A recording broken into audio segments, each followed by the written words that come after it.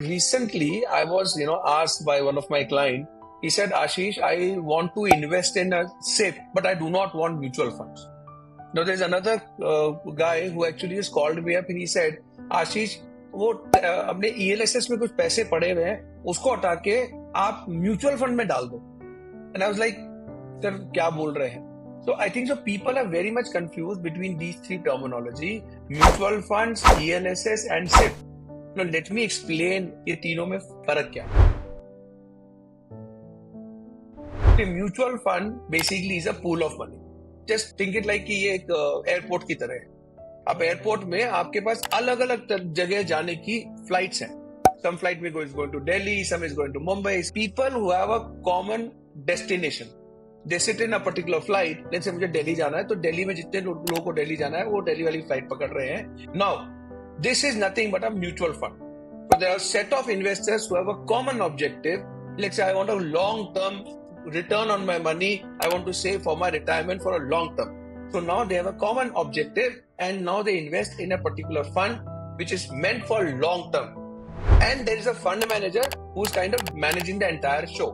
Now that is nothing but a mutual fund. Now what is SIP? SIP, Systematic Investment Plan. ये इतना ज्यादा common हो चुका है कि कहीं ना कहीं लोगों ने इसको एक प्रोडक्ट बना लिया है.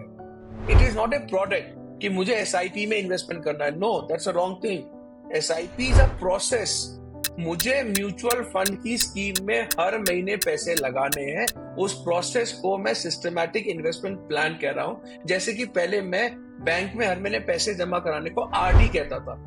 RD is a process of investing. उस हर महीने के म्यूचुअल फंड के खरीदने के प्रोसेस को आप SIP कहते हैं. Now when it comes to ELSS, equity linked saving scheme, it is nothing. It's another scheme of mutual fund. It is not a product in itself. It's a scheme of mutual fund which is like any other equity fund. वो दोनों ही एक तरह का काम करती हैं. ELSS में आपको एडिशनली एक टैक्स बेनिफिट मिलता है कि आप उसमें सेव करके अपनी टैक्सेशन लायबिलिटी को कम कर सकते हो अंडर सेक्शन 80C.